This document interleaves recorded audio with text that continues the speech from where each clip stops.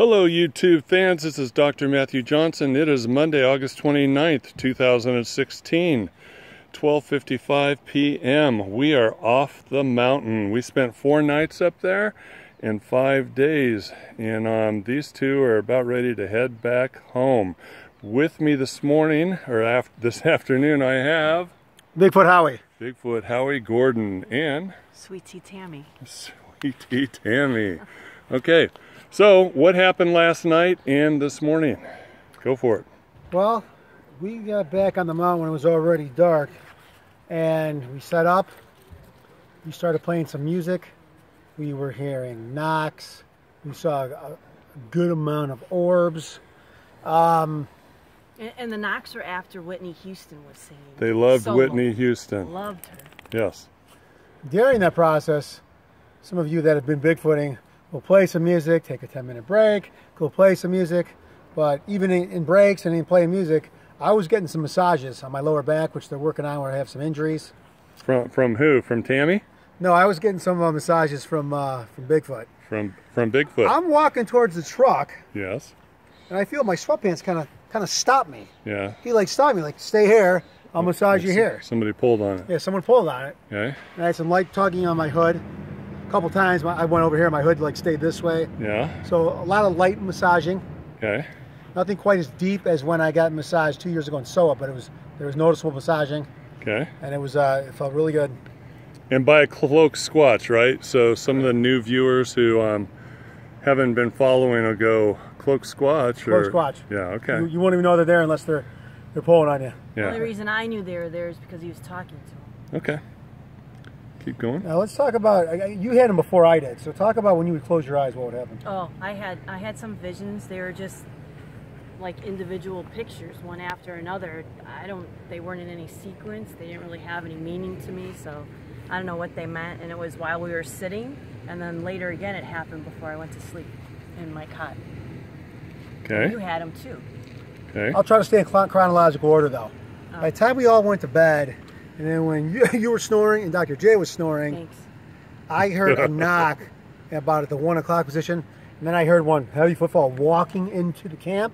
Okay. But then, like right when he either got into the camp, maybe a little bit more, the footfall stopped. Didn't hear him, didn't see him, so I don't know, maybe he just stayed cloaked and was observing, but he didn't come in. Okay. Or I didn't notice him any further after that. Okay. Now, where you are, with your cot basically in maybe the 1:32 o'clock position, I was hearing a lot of branch cracking and even some tree knocks. And then where she is over there in maybe the, let's see, 4 o'clock, 3:30 range, I saw an orb in there, and I heard a lot of footfall. Okay. I even got up to take a leak a couple times over there, and I was hearing footfall when I was taking a leak. Okay. I know you saw some of them walking around the 6 o'clock. We saw some orbs over there. Yep. Later, when I hit the cot, and so did you were talking to me about some type of energy, 3 foot by 3 foot red type of orb type energy. I talked to you about that earlier in the evening. Right. And I saw that in my dock.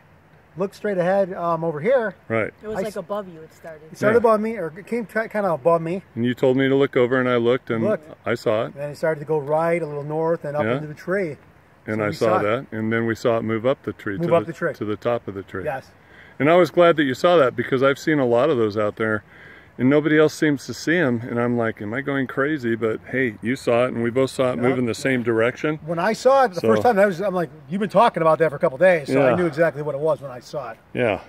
But the fact that we both saw it move in the same direction. Same direction. It's not like you saw it move left and I saw it move right. You know what I'm saying? We were both on sync with what we were saying exactly. at the same time. It was pretty cool. That's a good way to corroborate it. Which reminds me, earlier when you were getting your massage, I saw Zorth walk into camp, and he was standing probably about 5 feet away from me, and I could see his shimmering head and his arms and body. And so I stuck out my hand and I said, "Can you touch my hand?" And he did, and then he sent a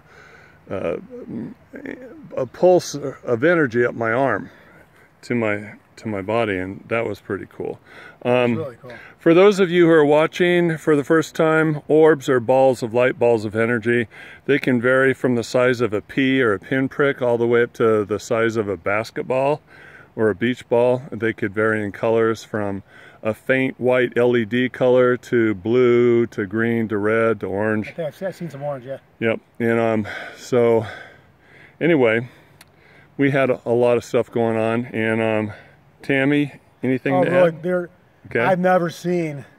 We have some footprints in base camp, but the dirt's a lot harder there. Yeah. You step an inch outside of base camp, anywhere on the perimeter with the trees, and I've never seen so many footprints. We went in a different area today and we saw just as many as we've seen anywhere else. There are Bigfoot footprints in the mud, in the dirt. Everywhere. Everywhere. Right. Everywhere. Right. And for those of you who are wondering, well, why didn't you cast any? Because I've been at this for 16 years, and it's called the Southern Oregon Interaction Area. And we don't really care about casting the tracks anymore. You know, we're there to interact. Been there, done that. We've evolutionized exactly. and grown. Yeah. How many foot casts can you collect? Exactly. It gets old. Yeah, I'll stack those casts up in my garage. Like, why? Right. So anyway, we're there to interact, and the interaction is happening. Tammy, did you have anything else you wanted to add from last night or this morning? No, early on you and I saw that orb to our right, around 12 o'clock, remember? Yes. And then the rest of the night, I mean, we didn't go into our cots until around 2. Yeah. But we were up late. And then for hours, though, every time I fell asleep, Tammy. He was always hearing or seeing something. So. Yeah, I heard him. You talked to me a couple times, Doc. I think you were out of it. You're like, yeah, but you were like kind of in half comatose. Correct. But one last thing was out of it. She talked about her visions. Yes. Later on, I was the only one up, as always, all week by myself. So I'm closing my eyes because last time Tukwa came up and he saw that I was up, he took off. Right. So I'm keeping my eyes closed, hoping they're going to come in, so then maybe I get a better look at them. Right. So when I closed my eyes, I was getting a vision of a picture. Yeah. It would slowly come into focus, zoom in, right. and right when I would try to make it out, it would go to the next picture. Do the same thing.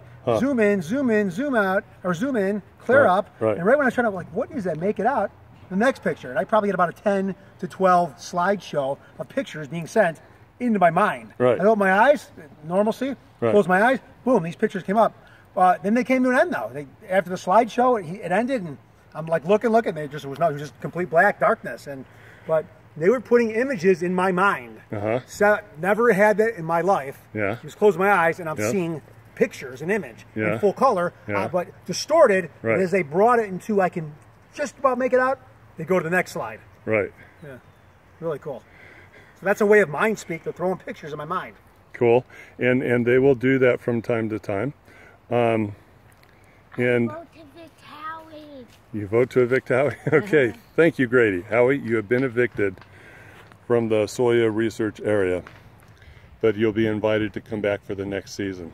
I appreciate that, because this place, Doc, SOIA, here we go, is the squatchiest place on Earth. Next to Antarctica, and number 2 in polar bears behind Antarctica. Yes. And so we saw. Thank you. What was it, yesterday? We saw the mom and 2 cubs. Oh, yeah. Oh, we saw a brown bear this morning, and 2 days ago saw a brown bear. Yeah. I mean, the black bear this morning, and then a black bear and 2 cubs 2 or 3 days ago. Yeah. So total 4 black bear. Right. Yeah, that was pretty cool. Exciting. Really cool. Yep. Yeah. Okay. Well, loved having you guys here. I hope you had a good time. Thank you for having us. Awesome. That was a great time, Doc. Okay. I really appreciate it. Are there squatches in SOIA? There is nothing that you won't find related to the Bigfoot phenomena in SOIA, from prints to knocks to orbs to visual sightings to mind speaking of either auditory or pictures being put in your brain.